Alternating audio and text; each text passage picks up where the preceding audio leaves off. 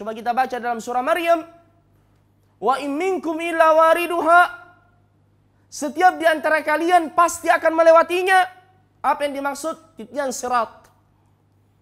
Kana ala rabbika hatman maqdiya. Kana ala rabbika hatman maqdiya. Ini adalah sesuatu yang harus kita lalui, kita jalani. Kemudian kata Allah, "Tsumma nunajjil ladzina taqaw." Adapun orang yang bertakwa itu diselamatkan oleh Allah. Bayangkan Bapak Ibu, Nabi mensifatkan jembatan itu lebih tipis dari selembar rambut dan lebih tajam dari mata pedang. Makanya memang Allah mengatakan, "Tsumma nunajji," kami yang menyelamatkan. Bukan lagi kelihayan kita, bukan lagi kepiawaian kita, bukan lagi pengawal-pengawal kita, bukan lagi kekuatan kita, bukan lagi harta benda yang kita miliki. Tsumma nunajji. Allah mengatakan kami yang menyelamatkan.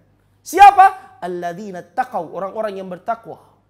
Wa nadharu adh-dhalimina fiha jithiya. Adapun orang-orang zalim tersungkur semua ke dalam. Na'udzubillahi min dzalik. Dan ini secara teknis, secara panjang lebar dijelaskan oleh Nabi sallallahu alaihi wasallam, dan disinilah kita membutuhkan amalan-amalan saleh, terutama salat itu yang akan menjadi cahaya dan penerang bagi kita. Karena ketika Nabi menjelaskan tentang peristiwa di mana kita akan berjalan di atas sirat, beliau mengatakan ada yang berjalan seperti kilat, ada yang berjalan seperti orang yang berkendaraan cepat, ada yang berjalan di atas sirat seperti orang yang berlari-lari, ada yang berjalan seperti orang yang jalan biasa, ada yang tertatih-tatih. Kemudian kata Nabi, di bawah jembatan itu, di dalam neraka ada yang disebut dengan kalub. Kalub, kalau Bapak Ibu ke pasar mau beli daging, biasa daging itu digantung menggunakan pengait besi. Begitu posisinya dari bawah yang terbuat dari api, dia menarik orang yang berjalan di atas sirat. Ini digambarkan oleh Rasulullah sallallahu alaihi wasallam. Kemudian beliau mengatakan, ini kembali kepada kualitas cahaya yang dimiliki oleh setiap orang yang lewat di atas sirat itu. Ada yang memiliki cahaya yang sempurna, dia berjalan cepat. Ada yang agak, ya kalau kita istilahkan di sini mungkin ada yang 100 watt. Ada yang 50 watt, ada yang 5 watt, ada yang 3 watt. Ya, ada yang kata Nabi sallallahu alaihi wasallam hanya sebesar ibham, yaitu sebesar jempol kaki. Itu pun mati redup, kayak lampu yang hampir habis minyaknya. Ketika menyala dia berjalan lagi, ketika mati dia berhenti lagi. Bayangkan di bawah neraka menunggu Bapak Ibu saudara-saudara sekalian. Siapa yang melewati ini? Orang beriman, orang kafir. Mana orang munafik? Dia sudah ditinggal di belakang. Orang munafik di hari kiamat, Bapak Ibu, makanya Allahu Akbar. Ini salat subuh. Dan tadi kita sudah sebutkan hadisnya, salat yang paling berat bagi orang munafik adalah salat subuh. Mengapa? Salat subuh dan salat isya. Karena Allah mensifatkan orang munafik di dalam Al-Quran seperti ini. Innal munafiqina, orang-orang munafik itu yukhadi'una Allah, mereka mau menipu Allah, wa huwa khadi'uhum. Mereka yang tertipu. Apa sifatnya? Idza qamu ilas shalah qamu kusala. Jika mereka berdiri hendak melaksanakan salat, mereka berdiri dengan penuh kemalasan. Makanya kalau kita salat malas-malas, ya, apalagi imamnya sedikit memanjangkan bacaan, kita marah-marah di belakang, cuma menambah beberapa detik saja, beberapa menit, terutama di bulan suci Ramadan, keluar semua dalilnya. Setelah salat didatangi, ya Pak Imam, Nabi bersabda kalau kalian salat hendaknya meringankan bacaan, di belakang ada orang lemah. Ya ini hawa nafsunya yang dia pakai. Ya. Tapi kalau nonton pertandingan sepak bola 2 kali 45 menit. Kalau klubnya kalah dan tidak ada injury time, dia marah sama wasit. Ya. Coba bayangkan. Jadi Bapak Ibu saudara-saudara sekalian, idza qamu ila sholati qamu kusala. Ini dia. Ini poinnya. Yura'unan nas, mereka salat hanya untuk dilihat oleh manusia. Terutama orang munafik di zaman Nabi, mereka salat bukan karena Allah, tapi hanya mau dilihat oleh Rasulullah. Dan Nabi di zamannya di masjidnya, tentu penerangan tidak seperti yang kita miliki di Masjid Al-Mardiyah ini. Kalau di sini semua saya bisa lihat dengan jelas. Ya, siapa yang di dekat, siapa yang di tengah-tengah, siapa yang di ujung, bahkan di luar masjid. Saya juga bisa lihat. Karena terangnya di masjid Nabi dulu tidak seperti ini Bapak Ibu Saudara-saudara sekalian. Di waktu malam, di waktu subuh gelap, tidak terlalu terang. Makanya kesempatan orang-orang munafik tidak ke masjid karena tidak dilihat oleh Nabi. Kesempatan. Mereka tidak ke masjid karena tidak dilihat oleh Rasulullah. Makanya Ibnu Mas'ud mengatakan, kami di zaman Nabi kalau ada orang yang tidak hadir salat subuh, kami sudah berburuk sangka atau mengira-ngira jangan-jangan dia termasuk orang munafik. Bapak Ibu Saudara-saudara sekalian. Nah, jadi orang munafik itu menampakkan keislaman, menyembunyikan kekufuran. Ya, ini nifaq aqadi, dan mereka nampak bersama dengan kaum muslimin. Di hari kiamat nanti Bapak Ibu Saudara-saudara sekalian, yauma yukshafu an saqi wa yud'auna ila sujudi fala yastati'un. Hari ketika Allah menampakkan diri di hadapan mereka, mereka diperintahkan bersujud di hadapan Allah secara langsung. Mereka semua bersujud, fala yastati'un. Namun kata Allah, ada di antara mereka yang tidak mampu bersujud. Kata Nabi, punggungnya menjadi kaku, dia tersungkur, tapi dia tidak bisa bersujud. Siapa mereka? Itulah orang-orang munafik. Itulah orang-orang munafik. Nah, ketika mereka hendak melewati titian sirat, diceritakan oleh Allah dalam surah Al-Hadid, Yauma taral mu'minina wal mu'minati yas'a nuruhum baina aydihim wa bi aymanihim busyarakumul yawm. Hari ketika kalian melihat orang-orang yang beriman dari kaum laki-laki dan kaum perempuan, yas'a nuruhum baina aydihim, nampak cahaya terang di hadapan mereka dan di sisi kanan mereka yang menerangi langkah-langkah kaki mereka. Allahu Akbar.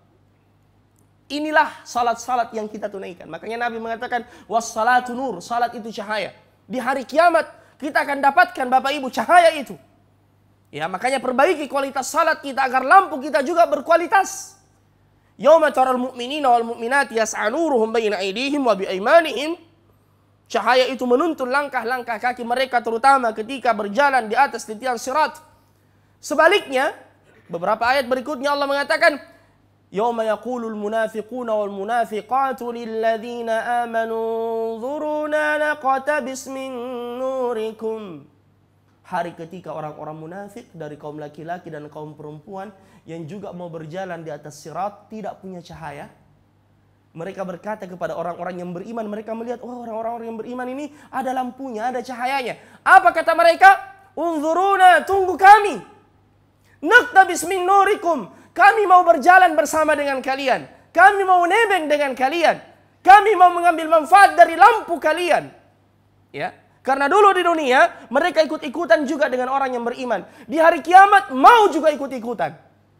Mereka berkata, "Unzuruna naqtabis min nurikum." Tapi Bapak Ibu, dalam kondisi seperti itu datang malaikat atau dikatakan kepada orang-orang munafik itu, "Qila irji'u wara'akum." Pulang, kembali kalian, mundur. Qila irji'u wara'akum faltamisu nura, cari cahaya sendiri. Hari ini tidak boleh lagi ikut-ikutan. Ya, dan dalam kondisi seperti itu untuk memisahkan antara orang yang beriman dengan orang munafik, faduriba bainahum bisur, kata Allah. Tiba-tiba dihadirkan di antara mereka pembatas berupa dinding. Faduriba bainahum bisur, dan dinding itu Masya Allah, ya, seperti penjara Bapak Ibu. Bagian dalamnya itu azab, bagian luarnya itu rahmat bagi orang yang bebas. Faduriba bainahum bisurin lahu bab. Dinding itu memiliki pintu yang besar. Faduriba bainahum bisurin lahu babun batinuhu fihi rahmah. Bagian dalamnya ada kasih sayang Allah untuk orang-orang yang beriman. Wa zahiruhu min qibalihil adab. Bagian luarnya ada adab di sana untuk orang-orang munafik. Jadi mereka diperlakukan di hari kiamat sebagaimana kondisi mereka dulu di dunia. Ketika mereka dulu di dunia menampakkan keislaman, menyembunyikan kekufuran, seakan dia adalah seorang muslim, namun dia benci kepada Islam dan kaum muslimin, di hari kiamat diperlakukan seperti itu. Ya, ada dinding yang memisahkan, bagian dalamnya rahmat, bagian luarnya azab untuk orang-orang munafik, Bapak Ibu saudara-saudara sekalian. Dan semoga Allah melindungi kita dari sifat kemunafikan. Dan semoga Allah Subhanahu wa taala menjadikan segala amalan saleh yang kita kerjakan menjadi pemberat timbangan amalan kebajikan di hari kemudian dan penyelamat dari azab neraka Allah Subhanahu wa taala. Jadi Bapak Ibu saudara-saudara sekalian, semoga Allah Subhanahu wa taala terus memberikan keistiqomahannya kepada kita insyaallah. Saya mungkin tidak bisa berpanjang lebar karena waktu membatasi kita, sudah syuruk kalau tidak salah ya. Dan mungkin ada di antara kita yang libur 5 hari kerja tapi mau mengantar anak-anaknya ke sekolah ya. Ya makanya mudah-mudahan dengan pertemuan yang singkat ini ya Allah semakin menguatkan hati-hati kita di atas ketaatan. Mari kita bersabar Bapak Ibu, bersabar sebentar saja. Bersabar sebentar saja. Untuk kemudian kita mendapatkan kenikmatan yang sudah dijanjikan oleh Allah Subhanahu wa taala. Kesabaran kita di dunia ini hanya sebatas umur kita. Selebihnya kita akan beristirahat. Makanya kematian bagi orang yang beriman itu peristirahatan. Ya, makanya dalam doa diajarkan oleh Nabi, Allahumma aslih li dini alladhi huwa ismatu amri. Ya Allah, perbaiki agamaku yang merupakan inti urusanku. Wa aslih li dunyai, perbaiki duniaku. Allati fiha ma'ashi, tempat tinggalku. Wa aslih li akhirati, perbaiki akhiratku. Allati ilaiha ma'adi, tempat kembaliku. Wa ja'alil hayata ziyadatan li fi kulli khair. Jadikan kehidupan untukku kesempatan untuk menambah kebaikan. Wa ja'alil mauta, dan jadikan kematian untukku rahatan min kulli syarr, peristirahatan dari segala keburukan. Jadi selama kita hidup, jadikan kehidupan ini kesempatan untuk menambah kebaikan. Ya, makanya mengapa dalam Islam kita dilarang untuk minta mati, walaupun sakit keras. Mungkin ada yang mengatakan, "Oh, saya sakit-sakit, Mak. Merepotkan juga keluarga." Ya, tidak ada yang juga semangat hidupku di dunia. Kapan itu saya mati? Jangan bilang seperti itu. Nabi pernah menjenguk pamannya Al-Abbas yang sakit keras. Saking kerasnya sakit Al-Abbas, dia minta ya agar dimatikan saja. Apa kata Rasulullah? Ya ammi, ya ammah, wahai pamanku, jangan engkau meminta kematian. Ya, karena selama hayat masih di kandung badan, bagaimanapun kondisi kita, kita masih bisa menambah kebaikan dan bisa mengurangi keburukan. Misalkan ada orang yang terbaring di atas pembaringannya tidak mampu berbuat apa-apa, katakanlah dia lumpuh, tapi masih bisa dan banyak amalan soleh yang bisa dia kerjakan. Dia masih bisa berzikir, subhanallah, alhamdulillah. Dia masih bertaubat, astaghfirullah, astaghfirullah, astaghfirullah. Dia masih bisa salat walaupun dengan isyarat. Boleh jadi salat yang ketika dia dalam kondisi seperti itu yang diterima di sisi Allah, selama ini tidak. Ya, makanya jangan kita pernah meminta kematian, namun mintalah agar Allah memberikan kepada kita petunjuk untuk memanfaatkan hidup ini dengan sebaik-baiknya. Karena kalau kita sudah meninggal Bapak Ibu, kita tidak mampu lagi menambah kebaikan dan tidak mampu lagi untuk mengurangi keburukan. Sudah ditutup lembaran catatan kehidupan kita. Ya, tinggal kita menanti doa orang-orang soleh dan amalan-amalan soleh yang pernah kita kerjakan selama kita hidup di dunia Bapak Ibu saudara-saudara sekalian. Jadi kita bersabar sejenak.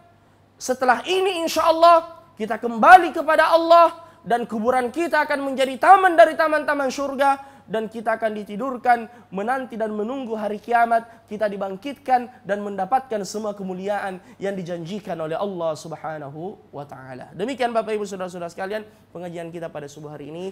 Mohon maaf atas segala kekurangan, syukran atas segala perhatian. Kita tutup dengan kafaratul majlis. Subhanakallahumma wa bihamdika asyhadu an la ilaha illa anta wa astaghfiruka wa atubu ilaik wa akhiru da'wana alhamdulillahi rabbil alamin. Assalamualaikum warahmatullahi wabarakatuh.